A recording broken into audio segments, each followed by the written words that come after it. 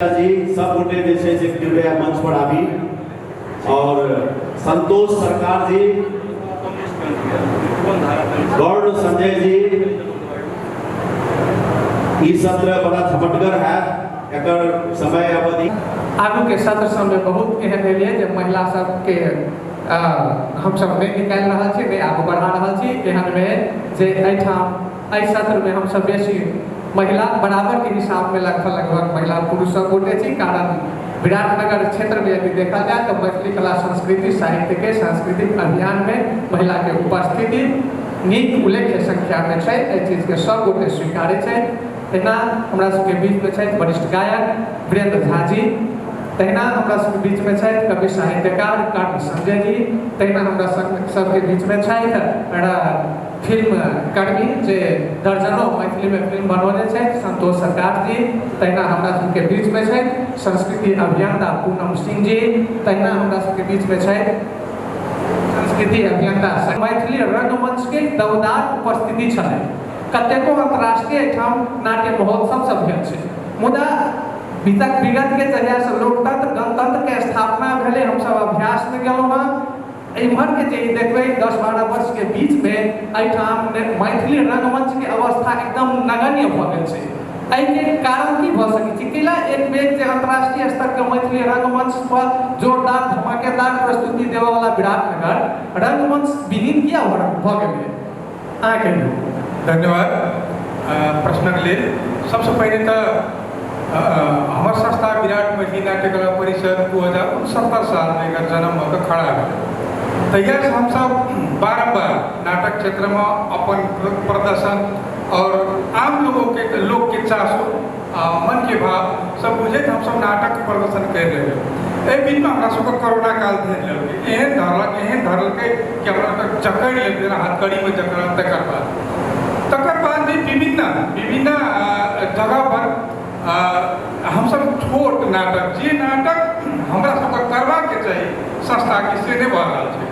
एक मिनट हमरो का वही लेल अहाँके छोट प्रस्तुति तो बहुत छै, ई बात के नहीं। एकटा जे करबाक चाही ओहि में अहाँके समाज सपोर्ट नहीं कर रहा है, स्थानीय निकाय सब सपोर्ट नहीं कर रहा है, वा कलाकार नहीं भेट रहा है। की कारण छै जे अहाँ वो आयोजना के नहीं कर रहा छियै? एहि क्षेत्र में हमार दर्शक भी गई और श्रोता दोनों चीज गई हमरा सबके प्रशस्त है। लेकिन सरकार से जो अनुदान भेटवा के चाहिए, सरकार से पाछू से सहयोग मिलवा चाहिए, से नहीं मिल रहा है। तय के लिए संस्था जीवित रहे के लिए अखनी लगभग 7-8 महीने से हम सब प्रत्येक बहुभाषिक मासिक त्रिमासिक महीना के 3 शनिवार हम सब बहुभाषिक कार्यक्रम गोष्ठी कर रहे छी। लेकिन हृदय हम कल्पित रही है हम नहीं जे नाटक क्षेत्र से नाटक हम दमदार मंचन नहीं भऽ रहल छै। एहि द्वारा हमर सरकार जे हमर गार्जियन छै हमरा सबके नाटक क्षेत्र में सरकार आइ तक प्रश्न नहीं राखे कि तू सब नाटक किया नहीं कर सकै छी। हमरा तो दर्शक भी कमजोर नहीं है, हमरा सब नाटक कर्मी भी कमजोर नहीं है। हमरा सबके सरकार जे गार्जियन छै जे हाथ पकड़े वाला चाहिए, वो जे जगह दे के चाहिए से नहीं दे रहल छै। जे अपने के बीच में हमरो का जब एकदम नीक बात कहली जे एक दिस सरकार के उदासीनता छै, दोसर दिस जेना हमरा जानकारी में है जे विराटनगर से बहुत कलाकार सब पलायन भेल, किछु विदेश चलि गेलै, किछु आन माध्यम में प्रस्तुत भेलै। एकर मूल जे छै जे अर्थ से नहीं जुड़ सकलै जी, ई बात अपने कहलिए। तहिना आप फेरो हम अपने लायब, अब हम राधा जी से लज्जा चाहबै, मुदा राधा जी से प्रश्न करे के लिए हम वंदना जी से आग्रह करबै। बहुत बहुत धन्यवाद प्रकाश जी। राधा जी एक संचारकर्मी सेहो छथि और बहुत तरहक मैथिली अभियान सब चलबैत रहै छथि, बहुत तरहक कार्यक्रम सब मैथिली के करैत रहै छथि। लेकिन जखन की बात अबै छै घर परिवार में मैथिली भाषा के प्रयोग के, तो हम सब देखै छियै जे मंच पर हम सब खूब भाषण करै छी जे बच्चा सब मैथिली सिखाओ, मैथिली बाजू। लेकिन जखन हम सब घर परिवार में जाइ छी, खुद जे हम सब भाषण करै छी, तो हुनकर सबके घर में देखै छी जे बाल बच्चा के संगे नेपाली में हिंदी में ओ सब बजै छथिन। तो जखन वर्तमान में ई स्थिति एखन हम सब देख रहल छियै जे हमरे यहाँ के बाल बच्चा मैथिली में बात नहीं कर रहल अछि, सिर्फ अभियान तक ही सीमित रह गेल अछि, तो आगा के जे 25 वर्ष के बाद स्थिति केहन भयावह भऽ सकैत अछि तेकर अहाँ सब किछु कल्पना केने सुनने हेबै एक बारे में जरूर हमरा कही। प्रश्न के लिए धन्यवाद वंदना जी। सबसे पहले तो मैथिली एसोसिएशन द्वारा आयोजित कार्यक्रम भविष्य के 25 वर्ष मैथिली के स्वर्णिम युग जे स्वर्णिम हम सब देखा चाहे से कार्यक्रम में आई हम दू शब्द रखे के मौका मिले बारे में सबसे पहले तो आयोजक के धन्यवाद कहले चाहे अपने के प्रश्न के हम आंसर देव उससे पहले दू चार हम किस बात कहले चाहे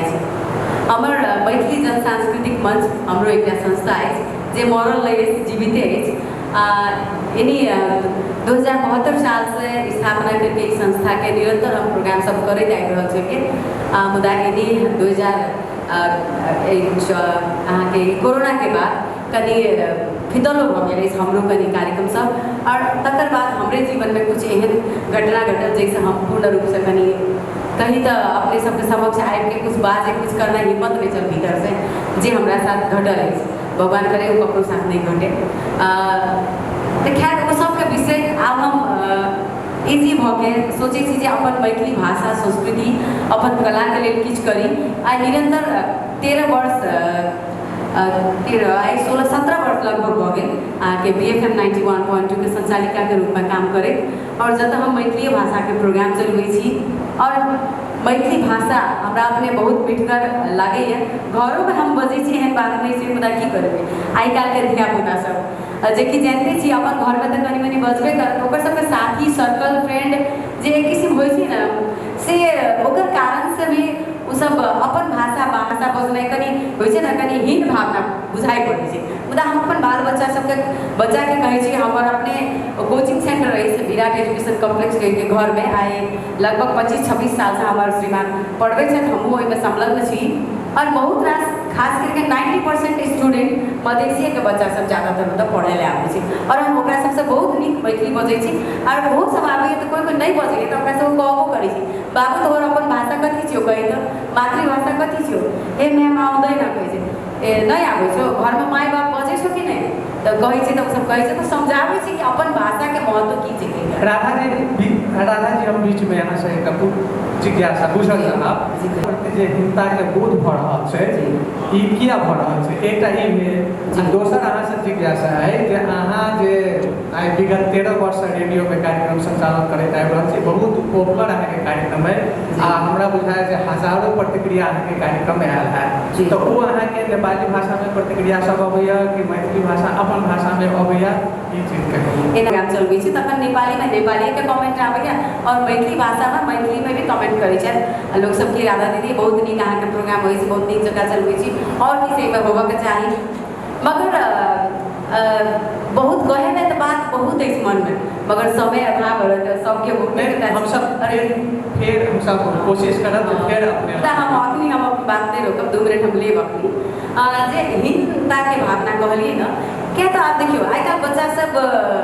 शुरुए से पढ़े लिखे के लिए अब अंग्रेजी माध्यम के विद्यालय में पढ़लक तकर बाद बड़का कॉलेज में गेला के बाद जेना हमर बेटा शिक्षा दीप कॉलेज में पढ़लक तो ओकर फ्रेंड सर्कल सब से सब प्राय पहाड़ी मूल के बच्चा सब छै तो ओतऽ मैथिली में बजनाइ कनी आप साथी बुझै नहि छै तो ओकरा से की बजतै और जे साथी सब बुझै छै बजै छै ओतऽ बजबो करै छै त कनी मनी भावना त छै धीरे धीरे यो खत्म हेतै और क्या तो मैथिली लैंग्वेज एकटा एहन लैंग्वेज छै जे कि सुनते आदमी के कान में लगै छै रस घुले वाला भाषा छै ना मतलब कहत मतलब यदि प्राथमिक शिक्षा में मैथिली लागू किया जाए तो हिंसा के बोध समाप्त हो सके। प्राथमिक शिक्षा में अगर मैथिली भाषा के शामिल करल जाए तो बच्चा सब बचपने से बुझते और समझते ना बेते बहुत गोटा सुनने छियै जेना हम सब नेपाली में अम्बा कहै छियै आ मैथिली में लताम कहै छियै हम मानू अम्बा और लताम के फर्क नहीं पता होते बच्चा के की समझते और की बुझते निश्चित हम फिर अपने लायब अब हम सब चले छी मीरा देव जी ला मीरा देव जी जना अहाँ देखलिए सुनलिए इससे पहिलका सत्र समय बहुत एले यदि समाज में परिवर्तन लाबे के आवश्यकता है अपना संस्कृति के यदि संरक्षित कर राखे के आवश्यकता है तो महिला के एकदम अग्रसर भकर आगू बढ़ते जे वो सब सुने के लिए बहुत सतर्क बहुत में हमरा सबके एहिठाम जे अपना समाज में खास कर एक प्रश्न चिन्ह ठाढ़ छै जे महिला के आगू में आबऽ दऽ रहल छै पुरुष वर्ग एहिमे अपने जेना आगू आयल छियै खास करके समस्या की छै किया नहीं महिला के संगे संग लऽ कऽ पुरुष चलै छै वा आगू आबऽ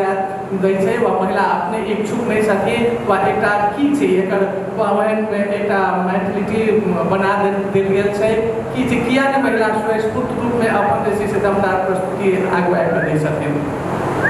धन्यवाद प्रश्न के लागे बोले के मौका देलिए लेकिन हमरा जे अनुभव भेल अखन तक महिला तो इच्छुक ये नहीं ये से बात नहीं है महिला जब तक इच्छुको ये तो घर परिवार जे कहलिए जे पुरुष नहीं आबऽ दै छै तो कुछ घरायसी प्रॉब्लम जेना बच्चा के देखू जो विवाहिता है तो बच्चा के देखू और कोई जे अविवाहिता है तो उनका ओकरा सबके की होइ छै जे प्रॉब्लम जे बाहर निकलिए तो बहुत तरह के प्रॉब्लम सब आवे छै कोई लड़का छेड़ लेके तो उ सब जब तक पुरुष में नहीं याद उन चीज के लागी जे भिन्नता जे मतलब नहीं लड़कियों सब आगाड़ी बढ़े कोनो कार्यक्रम में जब लड़की सब आगाड़ी बढ़े ले चाहे छै तो नहीं बढ़ दै छै या महिला सब घरे के महिला में घरे में कोई कोनो कार्यक्रम छै जै घर में पुरुष अग्रसर छै करे ले पुरुष नहीं महिला चाहे छै जे नहीं ई होना चाहिए कोनो कार्यक्रम में महिला के कुछ अधिकार होना चाहिए बोले ले या उनका कहै छै जे ए ओइ घर में तो महिले के चले छै अधिकार ओइ घर में तो पुरुष के कोनो मतलबे नहीं छै एहि कारण से महिला बहुत पछाड़ी छै जबकि पुरुष के जगह में बैठे छै तो 10 पुरुष की करे छै जे महिला सबके क्रिटिसाइज करे छै जे ए फल्ला घर के तो महिला एकदम ओइ घर के तो पूरा कैप्चर कर लेलकै है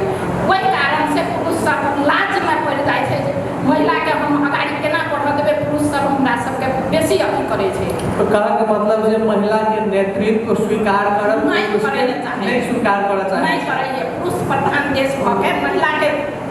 जी दोसर बात अपने कहली जे किछु घर में पुरुष तब सहयोग करे छै लेकिन सीकेलाल सर जेना कहलखिन जे सहयोग संगे संगे कऽ कऽ नहीं हैत यदि अहाँके बर्तन माजऽ पड़िए तो बर्तन माजियौ तो ओहिठाम सहयोग करऽ पड़त झाड़ू लगबऽ पड़िए तो झाड़ू लगाबू तो ओहिठाम अहाँके सहयोग करऽ पड़त। आ दोसर बात जे बहुत नीक बात कहली जखन महिला बाहर निकलै छै तखन अनेक रंग के जे छै से आक्षेप हुनका पर लगाएल जाइ छै लेकिन आब धीरे धीरे ई कम भऽ रहल छै। हम तो उस शिक्षा के लेवल शिक्षा बढ़ेबै तबे टा जे एकटा लड़की के पढ़ाबै ले दुई घर सफल होइ छै जेना एकटा महिला कोई पढ़ि लेलकै शिक्षित बनलै तो उ दुई घर के सफल करै छै अपन माइटियो के अपन और घरों के जब बच्चा सब जे शिक्षित महिला रहै छै वो अपन बाल बच्चा के शिक्षा दे सकै छै प्राथमिक शिक्षा तो घर के महिला देते ना पुरुष तो बाहर के काम करे छै महिला को बाहर के काम महिला में एकटा एते बड़का क्षमता छै जे घर के काम करे वो बाहरों के काम कर सकै छै निश्चित घर के काम करे जेना हम ही पहले बहुत छोटे से हम पहले स्कूल पढ़ते हम सरकारी जॉब कर लिए घरों में हम कोनो काम में हम पछाड़ी नहीं रहलिए कलाकृति में जते में सब में हम लेकिन हमार शादियों भेले तबो हम जॉब कर लिए बच्चों सब भेले तब हम जॉब कर लिए लेकिन हम अपन घर के देखत में हम जॉब कर लिए लेकिन हमार बच्चा सबके एकोटा का ट्यूशन नहीं पढ़बा पड़ले हम खुद पढ़े के निश्चित उषा पिताजी फिर अपने महिला के आगाड़ी पढ़े ले खुद महिला के आगाड़ी पढ़े निश्चित अपने बहुत सुंदर बात कहली जे एकटा महिला के आगू बढ़ला से एकटा व्यक्ति नहीं दूटा परिवार आगू बढ़े छै आ यदि महिला चाहे तो उ सब कुछ ठीक जगह संयम से कऽ सकैया निश्चित फिर ओइ के लागी पुरुष के साथ देबऽ पड़तै से एकटा जगह पर नहीं शुरू से लगा हरेक काज में साथ देबऽ पड़तै। फिर हम सब समय भेटते अपने लए अब हम वीरेंद्र झा जी से पूछबै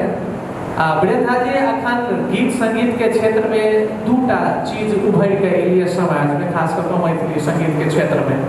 एकटा तऽ अहाँके जे छै से ई डिजिटल प्लेटफॉर्म भेटलैए जाहिठाम बहुत प्रतिभावान कलाकार सब गायक सब ई सब उभरि के एलै तऽ एक दिस अहाँके रोजी रोटी के हिसाब से कहू नेम फेम के हिसाब से कहू जे ई प्लेटफॉर्म भेटलै दोसर दिस की भऽ रहल छै जे अहाँके गीत संगीत गीत में एक पेरोडी के हावी भेलैया, दोसर अहाँके जे छै से शब्द सबके छाड़ापनमे एलैया, तेसर अहाँके जे छै से ओहिके प्रस्तुति जे समाजमे अखन तऽ ओना कहू जे सरस्वती पूजामे जखन सरस्वती माताके भसबऽ जाइ छै तखनो युवा सब जे छै से लॉलीपॉप लागू पर डांस करै छै, ओ तऽ एकटा समाजमे ओकरा रोकऽ टोकऽके लेल एकटा दोसरे रूपसँ जाय पड़तै। लेकिन तथापि हमसब जखन मैथिली कला संस्कृति साहित्यके समृद्धिके बात करबै तऽ हमरा सब नितान्त अपन व्यक्तित्वके मतलब निजत्व जे मैथिलीके चीज छै ओहिपर बेसी जोर देबै। ई जे एकटा विडम्बना अखन एल यऽ एहि चीजके केना लै छी, एकटा ई विषयमे हम सब अपनेसँ, आ दोसर जे अखन जे कलाकार सब छै, गायक सब छै, खास कऽ गीत संगीतमे लागल, हुनकर भविष्य अहाँ वर्तमान गीत की देखै छियै, 20-25 वर्ष बाद हुनका कतऽ देखऽ चाहै छियै? जी प्रकाश जी बहुत बहुत धन्यवाद। और मैथिली एसोसिएशन नेपाल द्वारा जे आइ के दिन में राखल गेल है और भविष्य के लेल एकटा सोच जे भविष्य में काल्हि के दिन में समाज राजनीतिक सांगीतिक पुरुष महिला हम अहाँ जते छी समाज के लिए ही एकर एकटा सोच बना के हम संयोजक प्रवीण नारायण चौधरी लगायत संपूर्ण समितिगण के धन्यवाद जे कम से कम एक विचार लऽ के अपने एक मन संचालन कऽ के करे में टीवी पड़े सब चीज जाने छे। आब आबै छी हम अपने के जे विचार रखलो हँ, विचार में सबसे पहले संगीत के बात कलो तो संगीत तो एहन चीज है जे संगीत के से बढ़ के कोनो चीजे नहीं है संसार में। संगीत तो भगवान छे, भगवान के साधना छे, एक साधना के रूप में लेल जाए छे। संगीत जे संगीत अहाँ के महादेव हो चाहे जते भी कृष्ण हो राम हो जे भी हो, बिना संगीत के कियो नहीं छे, जे भी संगीत के बिना छे वो अधूरे ओकर जीवन रही छे। हम संगीत के पुजारी सिर्फ छी, हम संगीत में लागल छी। हमर आइ लगभग 35 साल करीबन हम संगीत में हम सेवा करी छी, बस हम और किछु नहीं जानी छी। रह गए अपने सबके और मैथिली के बात करब हम बेसी क्या कह एना तो हम पहिने भटक चुकल चलो जब हम नेपाली फिल्म तरफ फोन लगलों और दुर्दशा ई रहल जब मैथिली में फिर कदम डाललों। कहबै दुईटा शब्द किया बाइलो हाँ, हम दुईटा शब्द पहिने एहि दुआरे बाजै छी जब मैथिली हमर मैच रहल, जब माय के किया सेवा करब सब निखा आवाज नेपाली फिल्म इंडस्ट्री में देते, उदित नारायण जी हिंदी फिल्म में देते, तो बाकी मैथिली के लेल के देते तै दिन एते जग जाहिर गायक गायिका ई सब नहीं छे। हम जे टाइम में हम शुरुआती केने छलौं तो मोटा मोटी नहीं ही बराबर छे। एक हमरा गनल चुनल नजर आबै छले जनकपुर में आवाज जी नवीन जी, और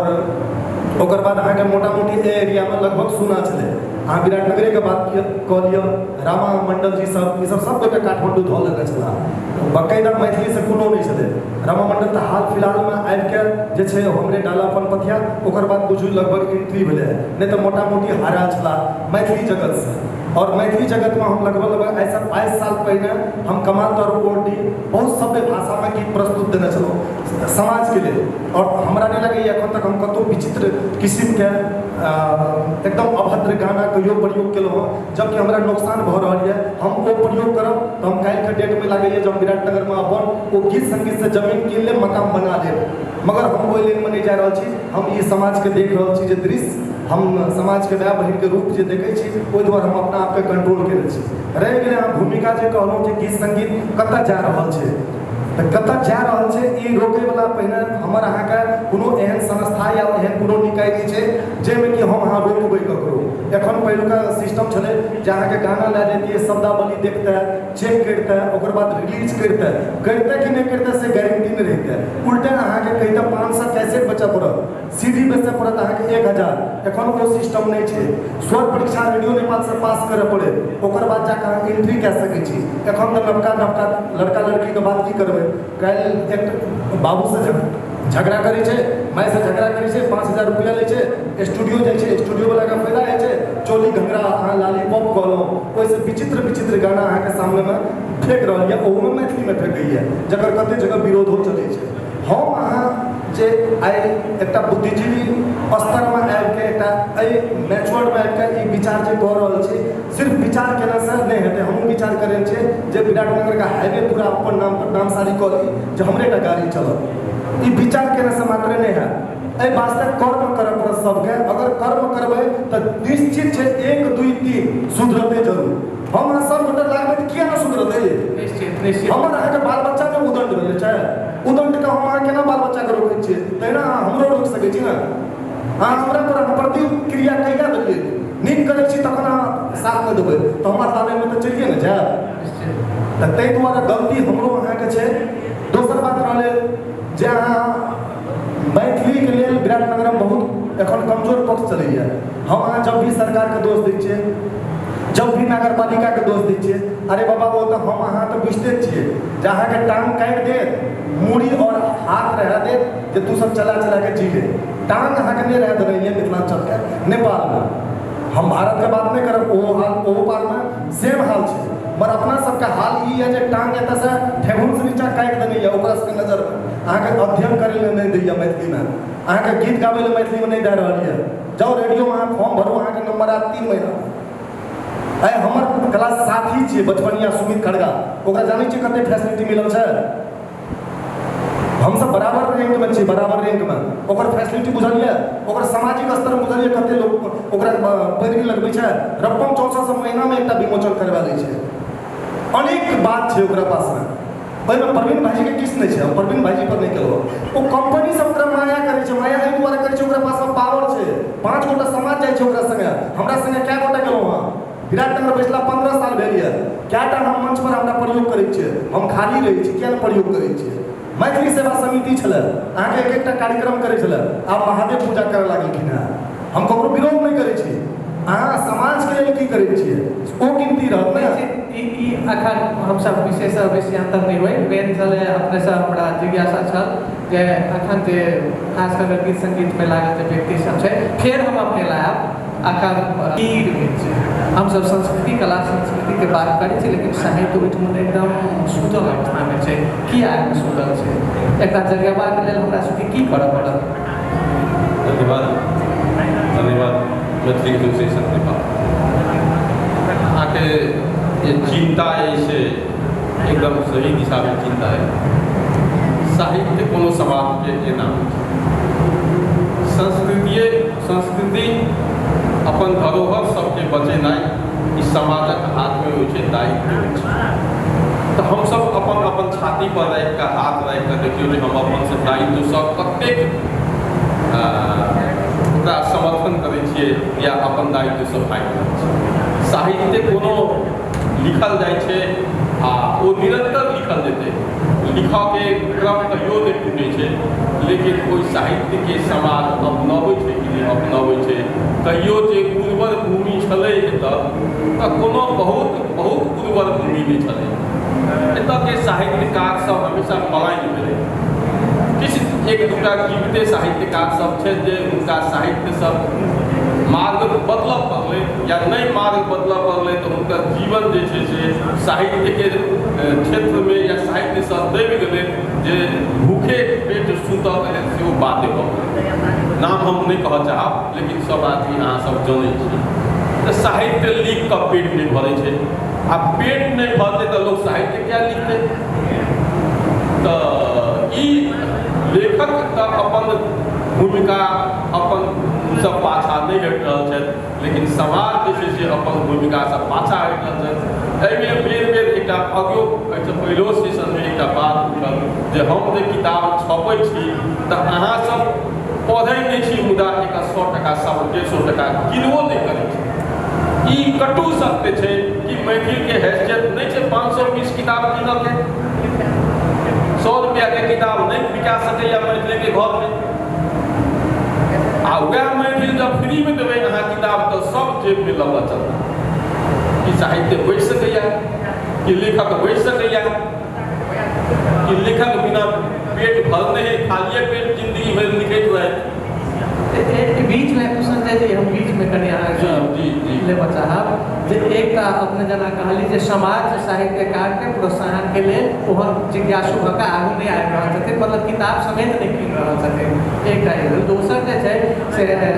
स्थानीय निकाय के हुआ सरकारी जे बजट सब निकलै छै, बहुत रास ओहिठाम से अहाँके विज्ञापन होइ छै, फंड सब अबै छै,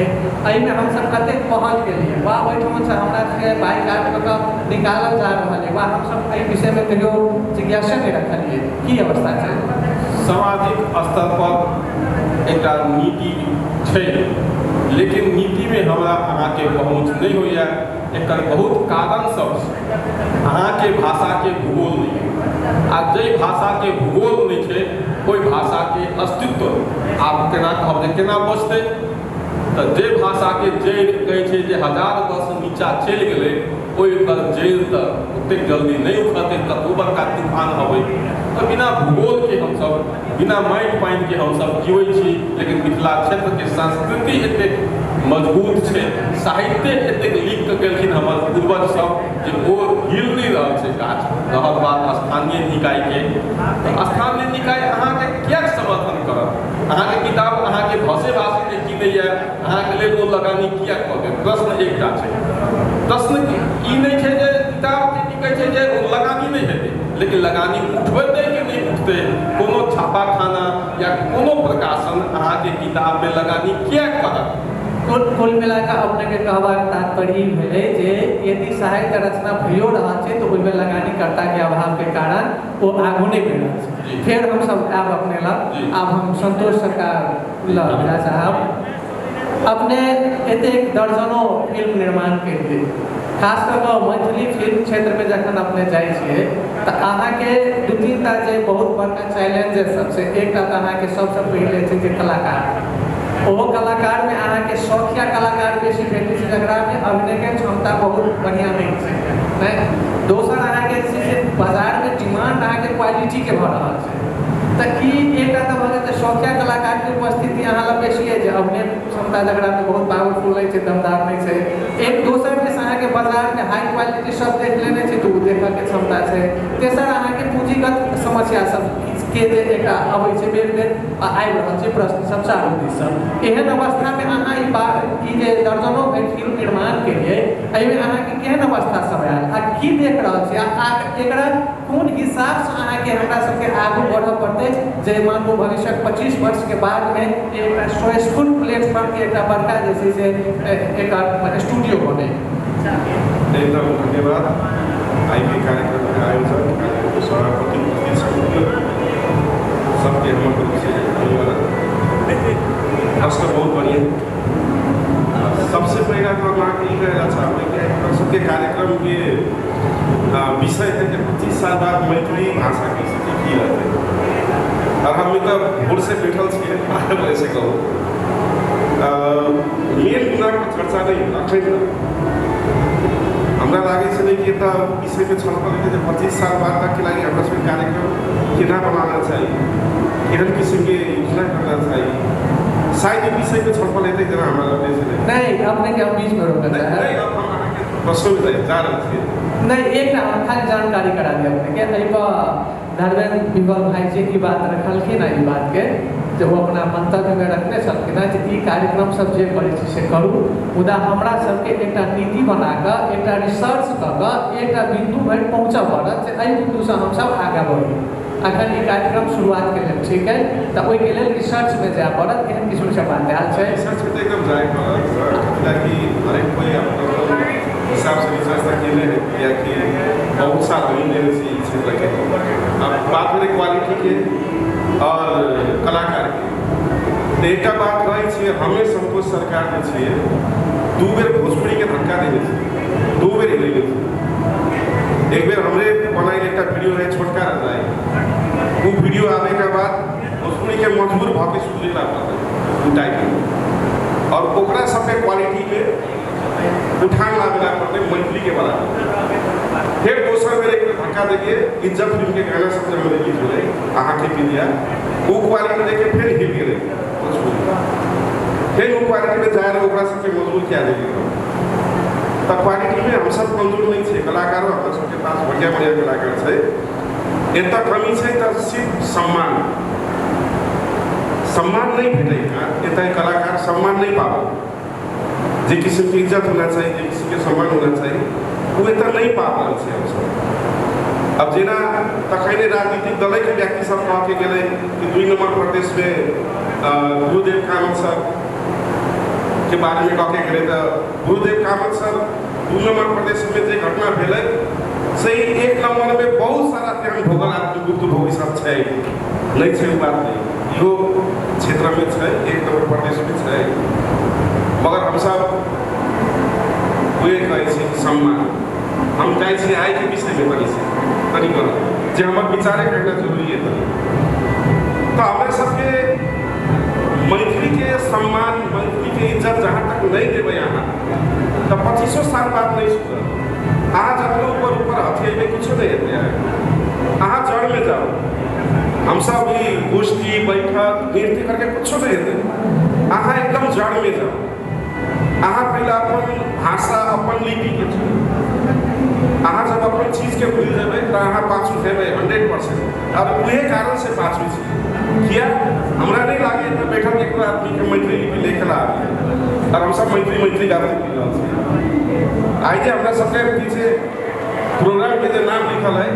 कम से कम हेडलाइन मैथिली अक्षर में होना चाहिए जे एकटा गलती वो हम सब नहीं करे छी कम से कम कहै छी जनसंख्या में हम सब कम से कम नहीं छी अखन तो जितना आदमी छी हम सब एतऽ वो सब जना अपन घर के आगे मैथिली अक्षर में फलाना निवास लिख देवे तो बच्चा सब ओकरा पढ़ते और जानते कि ये ई भाषा है ई लिपि है मैथिली बाहुल्य जितना क्षेत्र है जितना चौक है वो चौक में मैथिली में नाम ले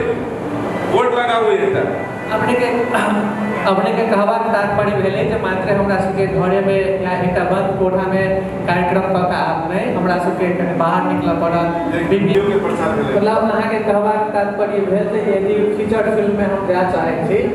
त अहाँ के बहुभाषी मिक्स क के बनेला सबके नीक भविष्य देख नीक भ सके भाषा के उत्थान व्यवसायिक रहलो बहुत बहुत धन्यवाद फिर अपने लायब अब हम पूनम जी लग जाय चाहै छी पूनम जी अखन हम सब कला संस्कृति साहित्य के आगा दिस जा रहल छी बेर पहिला को आबि के प्रश्न आबि के थमक जाइ छै रुकि जाइ छै विकास के लेल ओकरा बाहर नहीं निकाले आदि इत्यादि के लेल कनि दिन पहले हम सब एक सत्र पे चलो जे पीके सर कहलखिन जे कम से कम 3 करोड़ रुपया के जनौ मात्र आयात भेलिए चीन से अपना सबके जे कखनो विकास के बात अबै छै समाज के बात अबै छै सांस्कृतिक उत्थान के बात अबै छै तो महिला आबि के केंद्रित होइ छै जे ओ जन्मजात रुचि से सीख बने पड़ै छै और एक सीख अब से छै यही में जे बात करें कि सिंपली का और क्वेश्चन की जाना चाहिए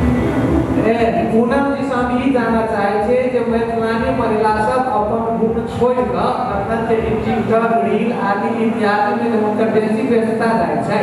ओहि में से समय के बच के अपन के घरेलू उद्योग जेना अहाँ के चरौरी तिलौरी अदौरी पापड़ आदि इत्यादि भेलै जलो भेलै विभिन्न आइटम सब से दर्जनों परिकार से जकरा अंतर्राष्ट्रीय स्तर में बाजारीकरण क्या जा सकै छै एहि पर हम सब केना ध्यान देबै केना आगू महिला घरेलू उद्योग पर नहीं मैथिली एसोसिएशन के कार्यक्रम के कार्यक्रम में हमारा बोले के मौका देने धन्यवाद। महिला के कमजोरी महिला अपने महिला हम सब बहुत मतलब महिला जे छै ना तऽ एक गो महिला खाना भी बना सकै छै बच्चा सबके भी संभाल सकै छै बहुत हल्दी हो सकै छै लेकिन महिला सब की करे अपन घर व्यवहार में ही सीमित भ गेलै नहीं निकले के एक अपने कमजोर छी हमरा सबके अखनी के समय में 21वीं शताब्दी में पुरुष महिला के नहीं रोक सकै छै लेकिन हम सब हमरा सबके जे कमजोरी छै हमरा सब अपने आप में कमजोर छी हम सब घर व्यवहार में उलझ के रह गेल छी अखनी के समय में महिला सब बहुत कुछ कर सकै छै लेकिन हम सब अब बाल बच्चा वगैरह है पुरुष के काम छै हम सब अपने अपना बच्चों सबके जे शिक्षा दै छै तऽ बेटी के कहै छै कि वहाँ खाना बनाओ लेकिन बेटा के नहीं सिखबै छी तऽ की छै तऽ बेटा बेटी में फर्क हम सब करै छियै कि हम सब वह संस्कार अपनी तक वह संस्कार लेके चल रहल छियै ऐसे एकरा ला महिला के पहले शिक्षित होना जरूरी छै सबसे पहले शिक्षा में ध्यान दिए पड़त महिला जब शिक्षित भेल तऽ अनेक काम करके आगे बढ़ सकै छै अखनी कोनो तैयारी में नहीं आयल रहिए कि मतलब हम कुछ हमरा से कुछ सवाल है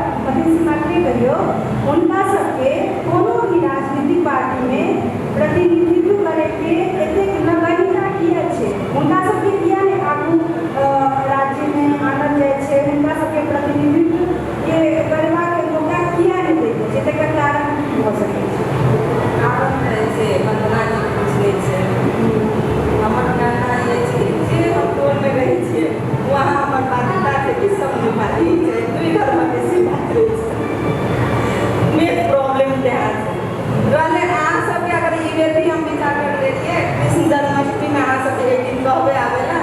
लेकिन बीच में की बोले रक्षाबंधन बढ़ गए हम खुद मायके चली गए मायके से जैसे ही ये जन्माष्टमी बढ़ गए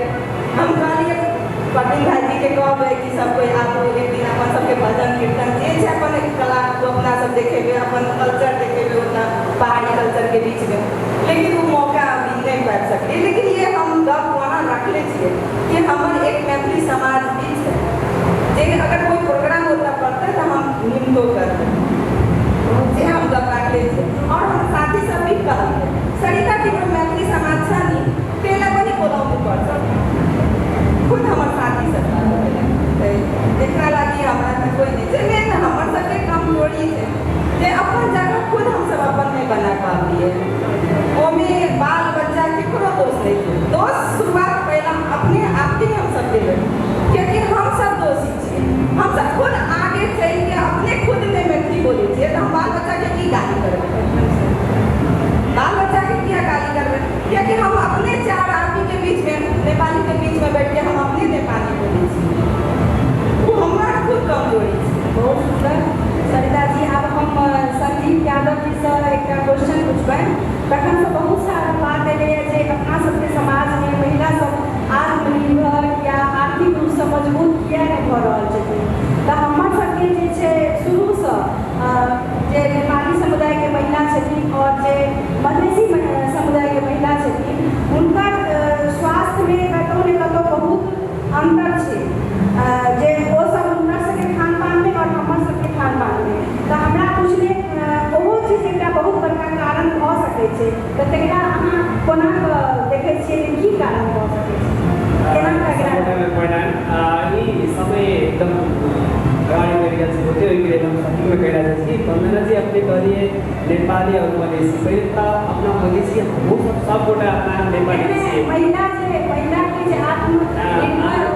नेपाली से स्वास्थ्य दृष्टिकोण से अपन मैथिलानी कम नहीं है मन के विचार के दृष्टिकोण से बड़ी संकीर्ण लिखल जाए छै अपन मैथिली समुदाय के देखिए तो हम एग्जांपल दिया था कि अपना घर से हमरे परिवार जब 10 थर्ड ईयर पढ़े शादी ब्याह करे तो हम एतो हमरा घर अयला के बाद पढ़ के लिख के आगे से मम्मी करे पढ़ाना लिखना जरूरी है ओकर बाद की करे घर से बाहर निकले की कोशिश करके तब मम्मी की कहके से टूटा सुरा लगा के बाहर नहीं बढ़िया वाला बात नहीं कि हमरा अपन खानदान में कोई निकल के लगे के तब की हमर परिवार जैसे से कहल के ना एना बात के हम तो नहीं लगा के सारी लगा के बहुत सारे आदमी कहते कह दी अहाँ लगाओ ना बाहर जाओ काम काज करे ला एना कह दे एहन सब किस्म के विदेश सब आवे छै लेकिन ई मानसिकता ई विचार के त्याग करके अपन वैज्ञानिक अपना विचार के सशक्त करना एकदम जरूरी है खास तौर पे कहबे समाज परिवर्तन से अपना आप के परिवर्तन केना एकदम जरूरी है अहाँ के जवाब हमरा बहुत सुंदर लागल और हम एकटा